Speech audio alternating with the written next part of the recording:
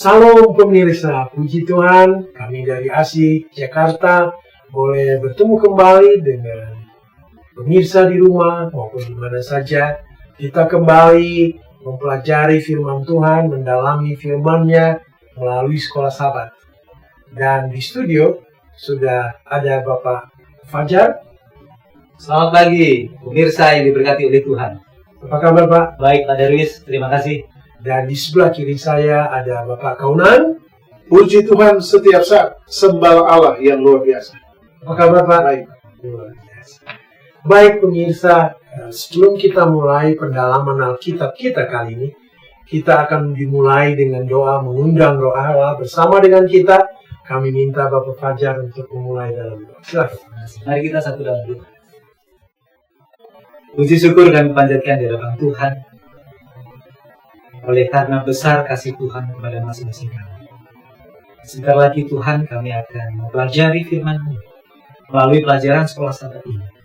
Kiranya Engkau turunkan Roh Kudus-Mu dari surga, sehingga mendiami hati serta pikiran kami, sehingga kami dapat boleh menyampaikan satu pelajaran yang berguna bagi pemirsa yang ada dimanapun berada. Kami yakin percaya Tuhan akan memberkati kami semuanya, supaya kami mengetahui akan kebenaran ini. Kami rindu Tuhan akan bersama-sama kami dari awal hingga akhir, dan doa yang tidak sempurna ini Tuhan kami serahkan semuanya di dalam tangan Yesus Kristus, menebus dan juru selamat kami. Amin. Amin. Baik pemirsa, kita masih pada pendalaman persiapan kita untuk akhir zaman. Dan kali ini ada sebuah judul yang menarik, yaitu meterai Allah atau tanda binatang. Jadi ada dua pilihan, satu meterai Allah, dan satunya lagi adalah tanda binatang. Ini adalah menjadi pilihan kita. Sebagai manusia di dunia, mana yang mau kita pilih? Kita akan bahas kali ini.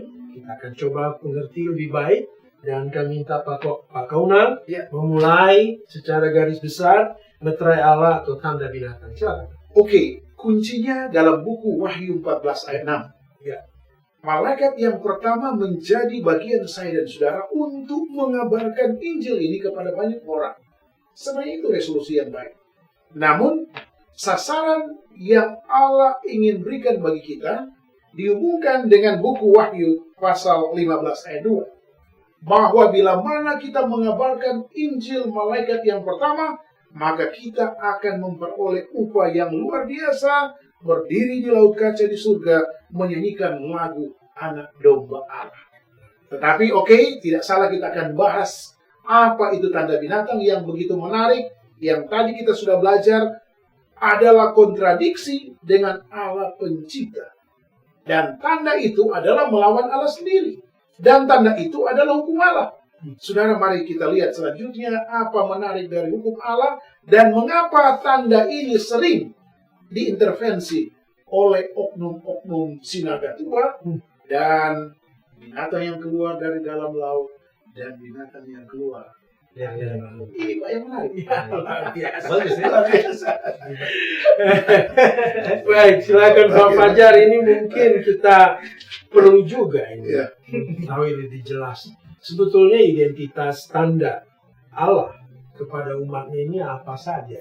Iya, mungkin supaya kita menyadari, ini tandanya. Amin. Ya, supaya kita tahu mulai sejarahnya hingga saat ini. Silakan Pak. Jadi kita bisa mengidentifikasi mana umat Tuhan, mana yang bukan umat Tuhan gitu ya.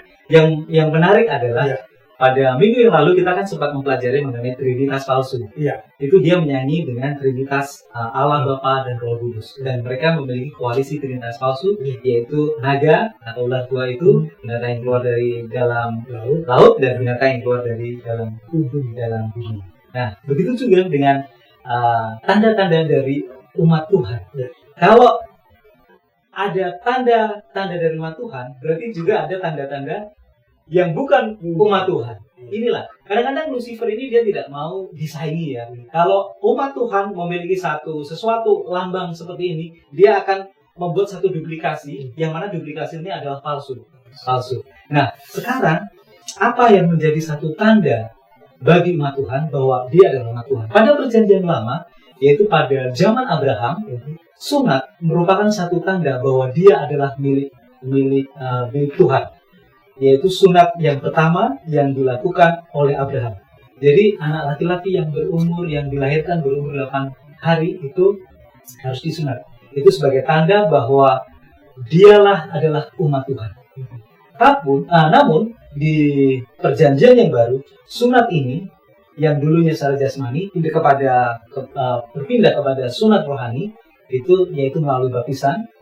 Yaitu Rasul Paulus katakan bahwa sebetulnya sunat secara rohani ini adalah hati kita, ya. Hati kita. Kita coba baca setelah kita mempelajari dalam Roma pasal yang ke-6 ayat yang ketiga. Sunat yang sudah digantikan oleh baptisan, ya. Apa yang dimaksud dengan hal itu? Atau tidak tahukah kamu bahwa kita semua yang telah dibaptis dalam Kristus telah dibaptis dalam kematiannya? Dengan demikian kita telah digugurkan bersama-sama dengan Dia oleh baptisan dalam kematiannya, supaya seperti Kristus telah dibangkitkan dari antara orang mati oleh kemuliaan Bapa, demikian juga kita akan hidup dalam hidup yang baru. Sunat dalam perjanjian baru itu adalah baptisan. Itu adalah pengakuan kita bahwa Yesus sudah mati dan kita juga Yesus sudah mengorbankan nyawanya, dan kita sebagai umat Tuhan melalui penerimaan akan kematian di atas kayu salib.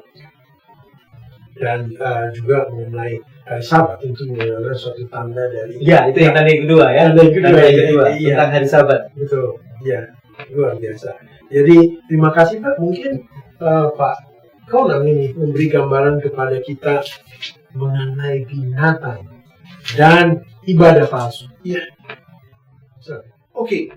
Berarti kebalikannya, ada ibadah yang sesuai atau ibadah yang benar. Nah, ini yang kita enak sekali untuk kita bahas. Ibadah yang benar adalah Keluaran 20 ayat 8, ya.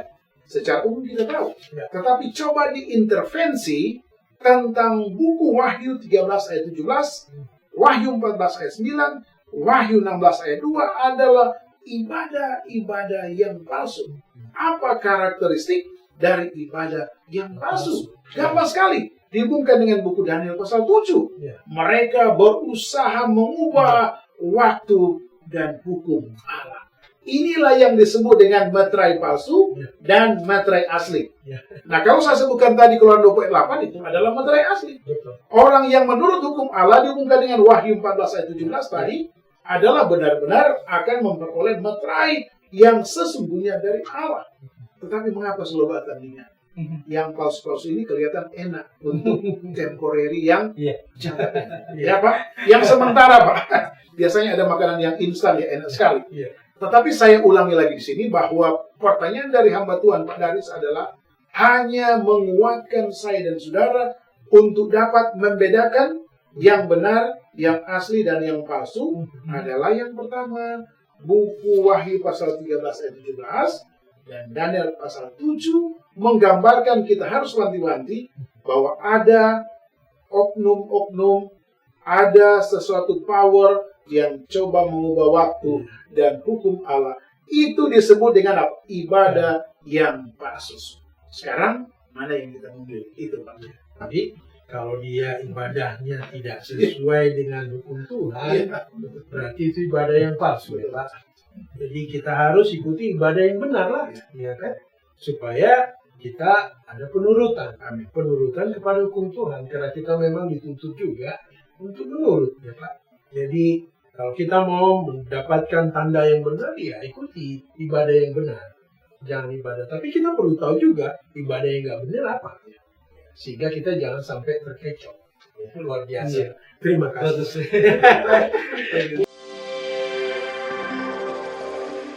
Inilah anakku yang kupilih.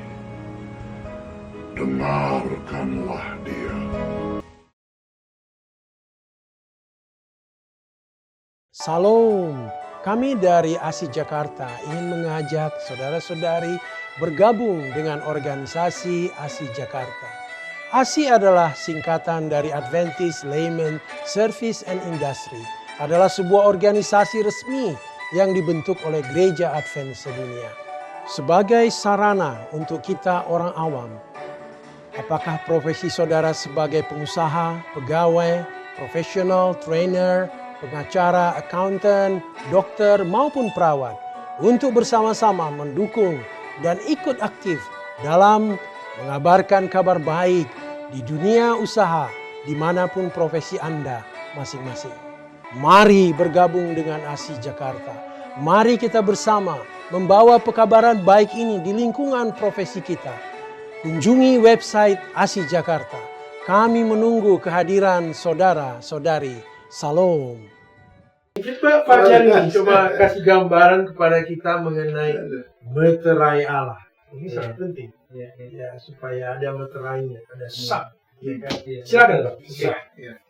Baik, kita coba ulangi lagi mengenai tanda kepemilikan dari Allah. Yang pertama tadi sunat, namun di perjanjian baru bahwa baptisan yang mengartikan sunat itu bahwa kita sudah menerima Yesus sebagai juru selamat pribadi.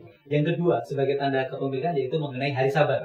Itu merupakan pengakuan kita kepada Allah Bapa yang ada di surga bahwa Dia adalah pencipta, menciptakan langit dan bumi selama 6 hari lamanya, dan Dia pada hari yang ke-7 Dia beristirahat dan Dia memuduskan, menyucikan. Nah itu. Jadi ada dua ya, baptisan dan hari Sabat. Nah, berbicara mengenai materai ini sepertinya sebuah tanda tangan atau atau digunakan untuk mensahkan sebuah dokumen. Dan pada zaman purba, materai adalah sebuah stempel yang ditekan ke lilin yang lembut atau tanah liat yang menunjukkan bahwa dokumen ini adalah asli, valid, atau dokumen yang memiliki satu unsur kepemilikan. Nah, kalau kita urai, di dalam materai ini ada 3 unsur materai ini. Yang pertama mengenai nama, ada nama. Kemudian cakupan wilayahnya ada di mana. Kemudian mengenai jabatannya apa. Jadi harus ada memenuhi satu syarat, ada nama, jabatan, ada lokasi. Nah, sekarang materai Allah ini siapa namanya? Allah yang Maha Tinggi. Jabatannya adalah sebagai pencipta. Kemudian wilayahnya di mana? Wilayahnya adalah langit dan bumi. Seluruh.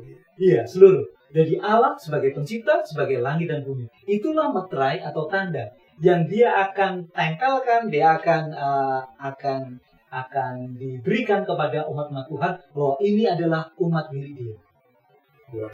Jadi umat milik Dia mengakui bahwa Allah sebagai pencipta, kemudian Allah yang menciptakan langit dan bumi. Saya pikir itu. Dan mengapa materai ini harus dimasukkan di dahi. Nah, di dahi ini mewakili sebuah satu pemikiran, tindakan kita.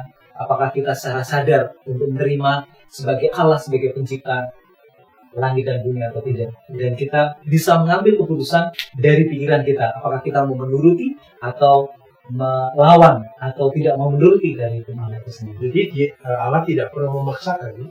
Karena memang kita diciptakan dengan sebuah pemikiran. Betul. Jadi kita pikirkan dengan sadar, kita memilih menjadi pihak Allah. Bukan memilih pihak yang lain, ya. Hanya Allah saja. Jadi Allah juga tidak pernah memaksakan, tapi memang kita sendiri yang mengambil keputusan untuk menjadi milik Allah. Betul. Makanya ada tanda di dahi. Dicap ya. Dicap bahwa inilah milik Allah. Oleh karena orang itu sudah memilih mengakui sebagai Allah pencipta langit dan bumi. Mungkin tadi meterai Allah, Pak. Mungkin bahas lebih luas lagi mengenai tanda binatang itu supaya kita paham, pemirsa di rumah paham, jangan sampai tanda binatang itu ada di kita, Pak. Silakan, Pak. Jadi sebelum saya masuk kepada pertanyaan dari hamba Tuhan Pak Darwis, kita coba bedakan dulu ciri khas dari satu provinsi, satu negara, atau satu suku. Biasanya kalau kita ke Afrika sana ada kulit hitam, ya. Kalau kita ke Eropa kulit putih, atau ke Meksiko dan sebagainya kulit agak semi putih dan coklat.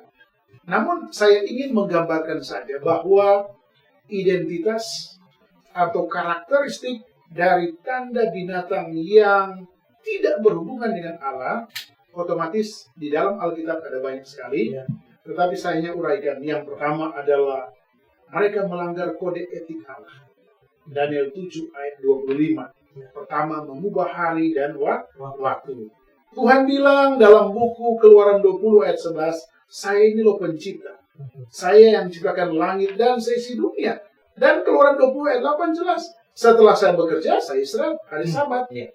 Nah, jadi korelasi antara Keluaran 20 ayat 8 dan buku Daniel pasal 7 ayat 5, mereka sudah melanggar identitas Sang Pencipta. Nah, tugas kita itu sangat gampang. Kalau seandainya itu sudah menentang Yang Maha Kuasa Allah Pencipta kita, otomatis strategi yang kita pakai adalah buku Wahyu 14 ayat 12. Saya ulangi lagi karena ayat ini menuntut kita untuk kita lakukan. Yang pertama adalah menurut hukum Allah dan iman kepada Yesus. Nah, akibat dari tanda binatang yang selalu digembor-gemborkan dan memaksakan orang lain untuk mengikuti itu adalah Wahyu 13:16. Mereka akan dimusnahkan pada akhir zaman yang akan datang. Ini pada ayat kunci yang bisa membuat para pemirsa mana yang akan kita pilih ya, dan konsekuensinya kita harus tahu bersama-sama. Mudah dimengerti ya. Oke, itu. Terima kasih Pak. Amin. Jadi ini suatu yang sangat jelas ya, seperti hitam dan putih. Ada garis jelas pemisah. Jadi saya kira siapapun mendengar akan mengetahui, melihat dengan jelas tanda-tanda ini, sehingga kalau ini memang tanda binatang ya jangan diikuti. Kita hanya mau mengikuti tanda Allah. Luar biasa. Ya, Pak Fajar ya, mungkin dikatakan kita harus kembali lagi kepada tanda Allah yang sebenarnya, yaitu mengenai Sabat. Saya kira ini suatu tanda identitas kita sebagai umat Allah. Amin. Dan sesuai dengan hukum Allah juga.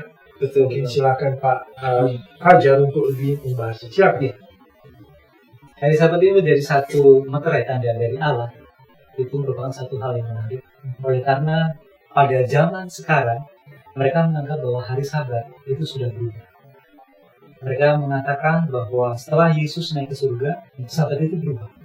Bukan pada hari yang ketujuh, namun hari yang lain. Namun di dalam Alkitab sendiri sudah memberikan satu penjelasan yang sangat otentik. Kita coba baca, kita selidiki, karena Alkitab ini menjawab dia sendiri atas beberapa pertanyaan-pertanyaan umat Tuhan yang menyatakan bahwa Sabat itu sudah tidak berlaku lagi. Ibrani pasal yang keempat, ayat yang ke-9 dan yang ke-10. Ibrani pasal 4 ayat 9 dan 10. Jadi masih tersedia suatu hari perhentian, hari ke-7 bagi umat Allah. Sebab barang siapa telah masuk ke tempat perhentiannya, ia sendiri telah berhenti dari segala pekerjaannya, sama seperti Allah berhenti dari pekerjaannya. Alkitab katakan sangat jelas sekali, masih ada hari perhentian. Dan dia mengacu kepada pekerjaan dari Allah sendiri. Kejadian. Yaitu mengenai penciptaan langit dan bumi. Allah menciptakan langit dan bumi selama 6 hari lamanya, dan dia berhenti pada hari yang ke-7. Dan dia menyucikannya. Itulah hari Sabat bagi manusia. Nah, kita coba ambil satu ayat sekali lagi, yaitu dalam Yohanes 1 ayat yang ketiga. Ini ayat yang cukup menarik juga. Sebetulnya Yohanes 1 ayat 1, pada mulanya adalah firman, dan firman itu bersama-sama dengan Allah, dan firman itu adalah Allah. Ayat yang ketiga, dia lebih jelas. Segala sesuatu dijadikan oleh dia, dan tanpa dia tidak ada satupun yang telah jadi dari segala yang telah dijadikannya. Artinya segala sesuatu yang ada di atas muka bumi ini dijadikan oleh dia. Dia ini siapa? Dia itu Allah, adalah firman. Di ayat yang ke-14, firman itu telah menjadi manusia dan tinggal bersama-sama dengan kita. Dan firman itu adalah Yesus. Kalau kita mau mengakui Yesus maupun sebagai Allah sendiri, sebagai Tuhan kita, sebagai pencipta langit dan bumi, tentunya kita mau menuruti apa yang dikatakan. Kalau dia minta, hormatilah akan kekudusan hari Sabat, tentunya kita sebagai umat Tuhan akan mau menuruti kekudusan akan hari Sabat hari yang ke-7. Mengakui bahwa dia adalah pencipta yang beristirahat pada hari perhentian. Ya, luar biasa Pak. Dan Sabat itulah sebagai meterai, sebagai satu tanda. Betul. Luar biasa. Mungkin Pak Kaunang memberikan beberapa poin Pak dari diskusi kita kali ini untuk pemirsa. Silakan. Oke, 2 saja. Bahwa yang pertama adalah Sabat merupakan ujian terbesar dari kesetiaan saya dan saudara. Di mana saudara berada. Dan yang kedua, pada akhir zaman, memang mau tidak mau ada dua kelompok yang besar. Yang pertama memang konsisten untuk menyembah tanda binatang itu. Mau dipaksa pun, mau dirayu pun, mau diamarkan pun, tetap saya di pihak seperti kasus Nuh. Mau dipaksa pun mereka tetap, saya tidak mau naik ke Batra. Mereka belum lihat konsekuensi risknya, itulah sebab ada risk management. Yang terakhir adalah ada kelompok yang luar biasa, yang tetap setia kepada Allah. Saudara, ini adalah pilihan, dan otomatis pilihan ini akan menjadi risk bagi kita bila mana tanda kedatangan Yesus dalam buku Matius 24 dan 25 akan datang sana. Maukah saudara memilih? Ya, sertakan kepada hamba Tuhan. Amin, amin. Luar biasa. Ya, mungkin ada beberapa poin, silakan Pak Fajar. Mungkin ditambahkan. Tentunya ada garis pemisah ya. Akan ditarik secara lurus. Yang di sebelah sisi kiri adalah umat Tuhan yang mau menuruti hukum-hukum Tuhan dan yang memiliki kesaksian Yesus. Dan di sisi lain mereka yang tidak mau menuruti hukum Allah. Artinya bahwa kita mau menempatkan Allah yang memiliki otoritas hukum dan yang patut dan layak kita sembah. Bagi mereka yang tidak mau mengakui bahwa Allah adalah sebagai pencipta, artinya dia melawan dia. Artinya tidak mau berada di dalam kumpulan umat-umat Tuhan. Nah, tentunya menjadi tadi yang dikatakan oleh Pak Adri, menjadi satu pilihan bagi kita sebagai umat Tuhan, mana yang akan kita pilih. Apakah kita di sisi Tuhan mau mengakui dan melayakkan dia sebagai pencipta yang adil. Tidak ada dua-dua ya Pak ya. Tidak ada ya. Ada satu tengah-tengah juga nggak ada. Ada yang baik dan yang jahat. Iya. Terima kasih. Demikian pemirsa diskusi pendalaman Alkitab kita kali ini. Kami dari ASI Jakarta mengucapkan terima kasih atas partisipasi Bapak Ibu di rumah maupun dimanapun berada. Jika Bapak Ibu menyukai program ini, kami mengundang untuk menandai subscribe sehingga Bapak Ibu dapat menerimanya setiap saat. Dan juga jika memberikan komentar, like jika menyukai acara program ini. Terima kasih kembali atas partisipasi Bapak Ibu. Dan untuk menutup acara ini kita akan berdoa yang dipimpin oleh Bapak Paul. Silakan. Kita satu dalam doa. Ya Bapa yang ada di surga, terima kasih pelajaran yang baik yang dapat disingkapkan untuk saat ini. Kiranya Tuhan melalui kuasa Roh Kudus dapat membantu para pemirsa yang sementara menonton acara ini dapat memilih yang benar. Terima kasih Bapa, terpujilah namamu. Dalam nama Yesus Kristus kami sudah berdoa. Amin.